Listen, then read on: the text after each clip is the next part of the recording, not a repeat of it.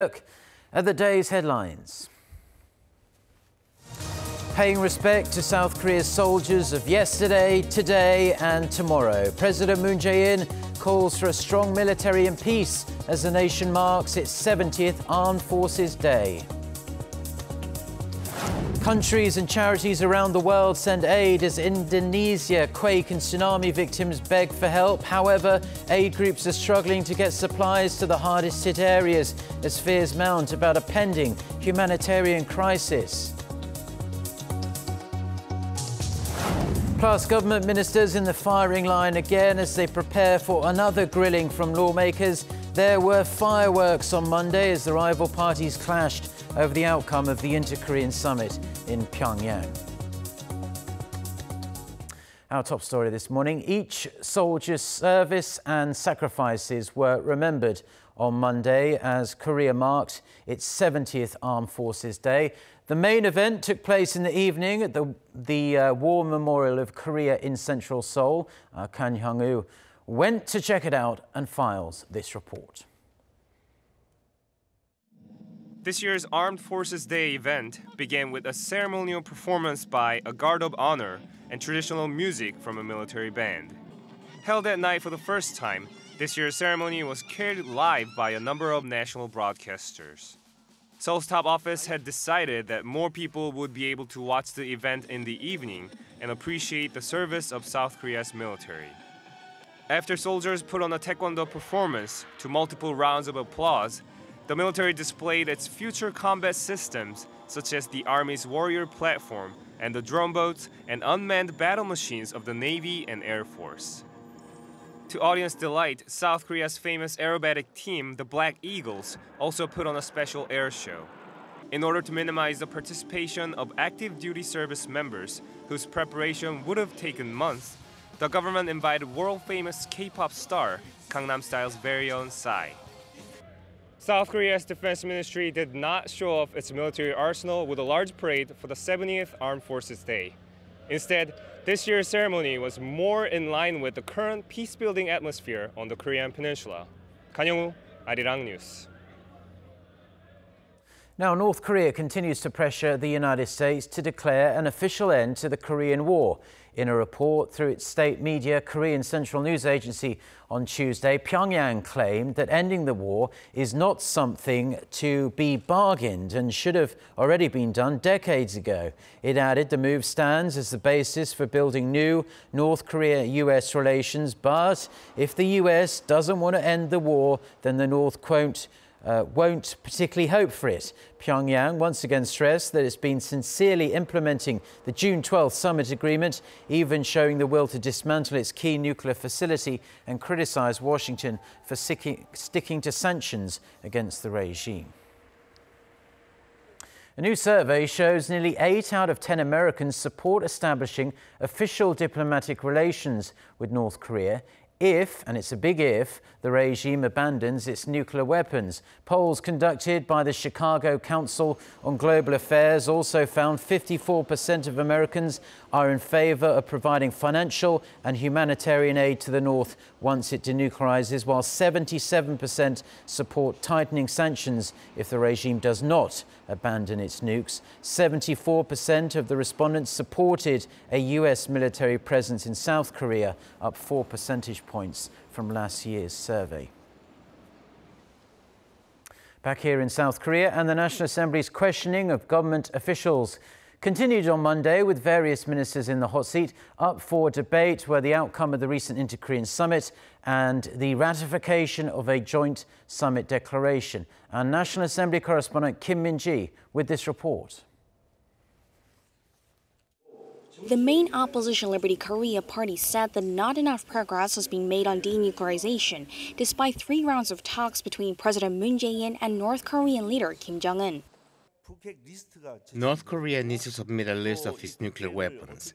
Also, how will the international community oversee the dismantlement? Have either of these things been taken care of? The United States supports South Korea in fostering an environment for peace. You must note that we are not the sole player, but we've been able to restart talks between North Korea and the U.S. The ruling Democratic Party of Korea, however, said that the South Korean government is doing a good job as a mediator and that now the U.S. needs to act boldly so that the North can take concrete steps, as promised in the Pyongyang Declaration. There needs to be action so that the North can feel secure as it denuclearizes. What the North has demanded is a guarantee of its regime security. This has to be given in line with denuclearization, but it can't be right now because of a lack of trust between Washington and Pyongyang. So they will need to discuss what corresponding actions the U.S. can take so the North can take concrete measures. On the ratification of the Panmunjom Declaration agreed on by the two Koreas in April, the conservatives said that progress on denuclearization must come first. They also criticized the government for its vagueness about the price tag, claiming that some infrastructure projects the government wants would cost roughly $50 billion. You don't know, or this information is uncomfortable for you to discuss. We have to conduct joint investigations and decide what to do first before we can come up with an exact figure. So the estimate that we have put forward is what we believe we will need for next year. But the ruling party stressed that the declaration needs to be ratified by Parliament to ensure the promises in it are implemented, even if there's a change in government. What are you doing in terms of ratification? We'll closely communicate and seek cooperation from Parliament. But please note that there are ways South Korea will benefit as the projects are carried out. As for the agreement signed last month on easing military tensions, the opposition argued that South Korea's military has been weakened, but the ruling party and the government brushed off those concerns, saying that the agreement has reduced the chances of clashes and has not compromised the country's security. Kim Min-ji, Arirang News.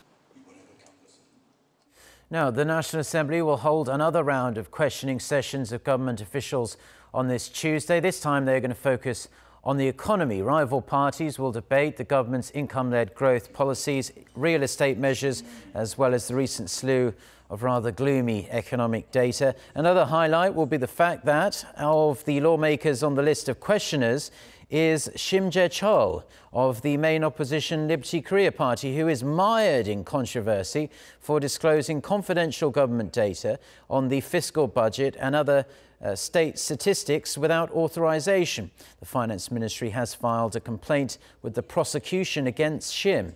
He has lodged a complaint of his own, and his party is standing with him, saying what Shim did was normal activity to prepare for a parliamentary probe. Now, residents of the Indonesian city hit hardest by last Friday's earthquake and tsunami are growing increasingly desperate for supplies and aid to arrive. Our Lee Seung-jae with the details. Palu, a city of about 380,000 people at the top of a long, narrow bay on the west coast of Sulawesi Island. After a 7.5 magnitude earthquake struck the area on Friday, it triggered tsunami waves as high as 6 meters. As of now, the confirmed death toll stands well in excess of 800, and that figure is expected to rise.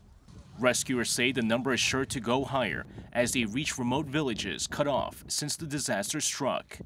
Most of the victims have been found under the ruins of collapsed buildings, houses, and hotels, though many are feared buried under landslides. As for the search and rescue mission, we know from what we have seen from the affected area, such as the rubble and collapsed building as a result of the tsunami and the reports from people, that there are relatives still missing. The nation's disaster agency said Monday that more heavy equipment and rescue personnel was needed for the search. Meanwhile, on Monday, a crowd of people flooded the small damaged airport in Palu, hoping for a ticket out of the disaster area. Hundreds of survivors were able to board planes and leave. The earthquake was so powerful, all of us ran out in a big group. We were shouting, people were screaming, God is great. People were repenting. Nearby supermarkets have been cleared out, with reports of people saying they have been looted. However, the government has played down fears of looting, adding the quake victims can take things from shops, as the government will pay compensation later. While there have been no reports of violence, dozens of armed police are guarding the city's banks. Lee Seung-jae, Arirang News.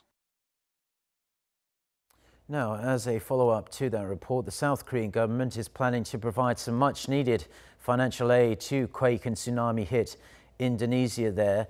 Plus, Seoul's foreign ministry also revealed on Monday that several South Korean nationals are missing in the hardest hit area. Hong Yu reports.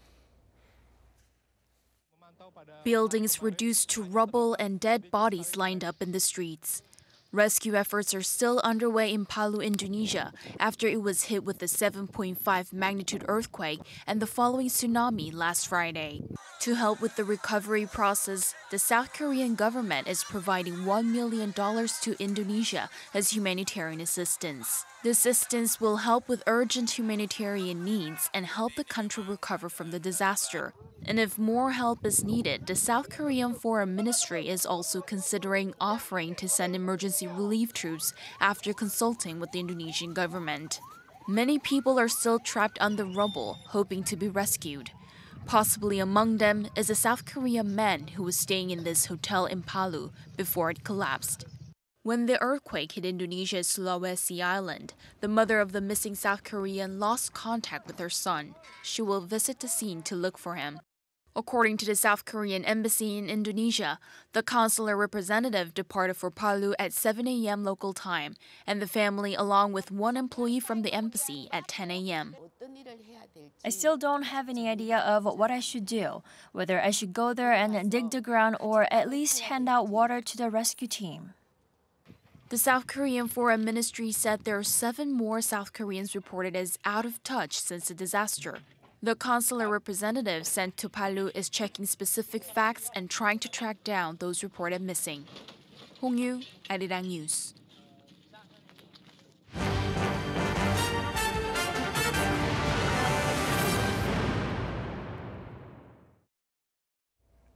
South Korea's overall industrial production went up in August, while equipment investment fell for the 6th month in a row. According to Statistics Korea on Tuesday, industrial output in August increased by 0.5% from the previous month. The agency said production in the mining, manufacturing and services sectors led the growth. Equipment investment dropped by 1.4% during the same period, falling for the 6th consecutive month. This is the longest run of decline since 1997, when South Korea was struggling with the Asian financial crisis. Statistics Korea attributed the fall to a decrease in investment in semiconductors. South Korea's overall business sentiment, however, that recovered slightly in September from the previous month, when it marked its lowest point since February of last year. Data released by the Bank of Korea on Tuesday shows the business sentiment index marked 75 in September, up 1 point from August. A reading below 100 means there are more pessimists than optimists on the local economy. Businesses in the manufacturing sector, they maintained the same level from the previous month. This mainly due to rising international oil prices and new smartphone releases. BSI among wholesale and retail businesses recovered by 3 points during the same period, largely due to Chuseok, Korea's Thanksgiving holiday. South Korea's Trade Ministry has released its preliminary data on exports and imports for the month of September as well. For the 5th month in a row, outbound shipments topped $50 billion. Our economics and business correspondent Kim Hae-sung with this report. Korea recorded $50.6 billion of exports in September, passing the $50 billion mark for the 5th consecutive month. On year, the figure is down 8.2%, falling by the sharpest margin in over 2 years. But the decline is likely due to fewer working days. There were 4 fewer working days in September due to the Chuseok holiday, resulting in a fall of around $8 billion.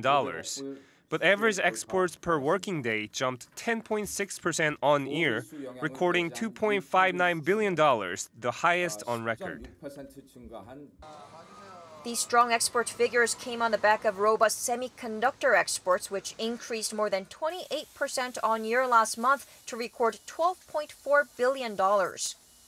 Petroleum goods exports also expanded by double digits on strong demand and rising oil prices. But Korea's other major exports, including autos, machinery, and ships, all fell. Exports of ships fell as the cyclical global shipping industry remained sluggish. Auto exports dropped this month mainly due to shorter working days. Diversifying exports, especially lowering Korea's reliance on semiconductors, will be key in the long run. But overall, Korea's exports remain pretty strong on recovering global trade this year. Imports dropped 2.1% to around $41 billion, leading to a trade surplus of $9.7 billion last month, the 80th consecutive month of surplus. Between January and September, Korea's exports hit a record high total of $450 billion, up 4.7% on year. But the Trade Ministry pointed to the escalating U.S.-China trade spat, the U.S. rate hike, and slowing emerging market growth as downside risks, and vowed to secure auto tariff exemptions from the Trump administration as well as diversify Korea's exports. Kim Hae-sung, Arirang News. Let's shift gears now because Nobel Prize Week has kicked off with the winners of the Medicine Award announced on Monday, and American and Japanese cancer researchers were presented the award for their groundbreaking discoveries in cancer treatment. It would be wonderful if you could finally get a cure to that dreadful disease. Kim Hyo-sun tells us more.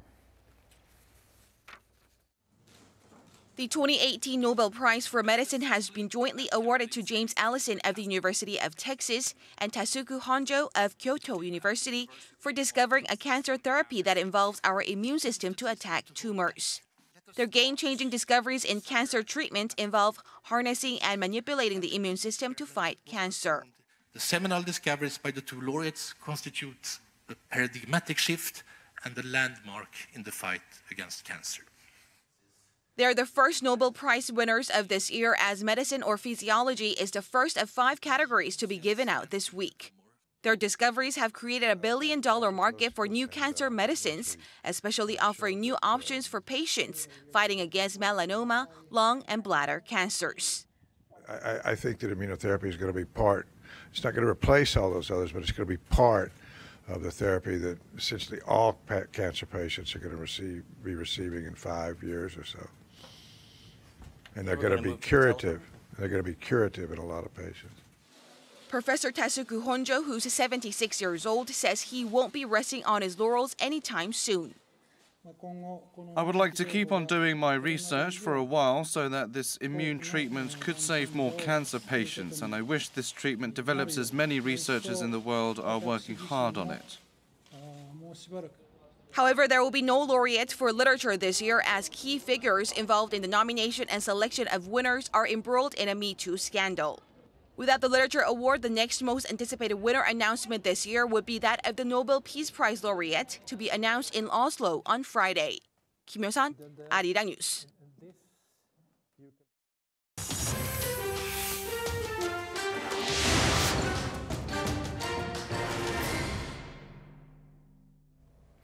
Now, US President Donald Trump has hailed his revamped North American trade deal with Canada and Mexico, saying it will help to boost the US economy. For more on this and other news from around the world, let's turn, as we like to do, to our Noah Adam. So, Adam, renegotiating NAFTA was one of President Trump's key campaign pledges, and now he is one step closer to fulfilling that pledge. That's right, Mark. The fate of a new trade deal was all down to an agreement between the United States and Canada. The US and Mexico had already reached an agreement and was waiting on Ottawa to join. Trump had threatened to switch to just bilateral trade pacts with Mexico and Canada, but Washington and Ottawa did manage to iron out differences on Sunday, keeping the deal trilateral. That new trade pact has been named the US-Mexico-Canada Agreement, or USMCA, which President Trump hailed as historic. The agreement will govern nearly $1.2 trillion in trade, which makes it the biggest trade deal in the United States history. He also attributed the successful renegotiation to his hard-nosed negotiating tactics and his willingness to impose tariffs. Without tariffs, you wouldn't be We wouldn't be standing here. I can tell you Bob and all of these folks would not be standing here right now. And we're totally prepared to do that if they don't negotiate. Although the USMCA avoids tariffs, it will make it harder for global automakers to build cars cheaply in Mexico and is aimed at bringing more jobs into the United States. The pact also gives the US greater access to Canada's dairy market.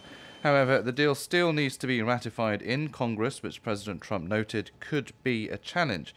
The outcome of next month's midterm elections could affect how Democrats vote for the USMCA as they seek to regain majorities in the House and the Senate. Meanwhile, not all are painting a rosy picture on global trade. IMF chief Christine Lagarde has warned that rising trade disputes around the world and tariffs would weigh on the global economy. Her comments in Washington on Monday signal that the IMF may cut its global growth forecast during annual meetings with the World Bank next week. In July, we projected 3.9% global growth, both in 2018 and 2019. The outlook has since become a little bit less bright, as you will see from updated forecasts that will be released next week. While the US is growing strongly, Lagarde noted that there are signs of slowing in Europe and Japan. She added China is showing signs also of growth moderation, a trend that will be exacerbated by its trade disputes with the United States. The stock price of electric car maker Tesla has soared after founder Elon Musk settled fraud charges with the US Securities and Exchange Commission. Shares went up more than 17% on Monday, making back nearly all of the losses that occurred last Friday in the wake of the SEC's lawsuit against Musk. The SEC claimed Musk had misled investors when he tweeted in August he secured funding to take Tesla private. Both sides agreed to a settlement over the weekend, which requires Musk to step down as the firm's chairman for at least 3 years, although he will be allowed to stay on as CEO. Both Musk and Tesla will also have to pay $20 million fines each. Neither Musk nor Tesla, however, are required to admit any wrongdoing as part of the settlement, which is still subject to court approval.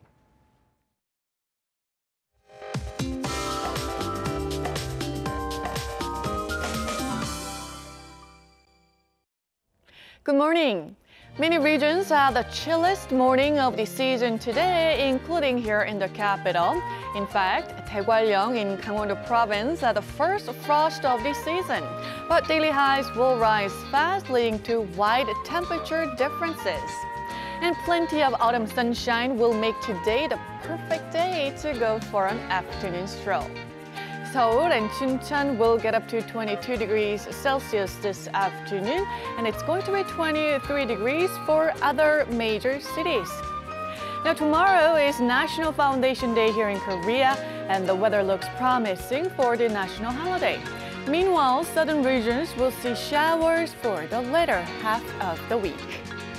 With that, let's take a look at the international weather for viewers around the world. So pleasant weather is in the forecast under clear blue skies here in South Korea. And many parts of North Korea will also be under bright skies. Now the 25th typhoon of the season, Super Typhoon Kongray, could pose a danger to Japan's Ryukyu Islands later this week. Korea might also be affected by that typhoon. Those in Sydney should enjoy the sun while you can. Rain is in the forecast for the end of the week. Heading to North America, the DC area should see a warm October. As for South America, the sunshine comes back to Rio de Janeiro with scorching daily highs. Taking you to Europe, Stockholm, Berlin, and Moscow will be rainy with quite chilly temperatures. Lastly, to Africa, Algiers will have a rainy Tuesday. And that's the weather update for now.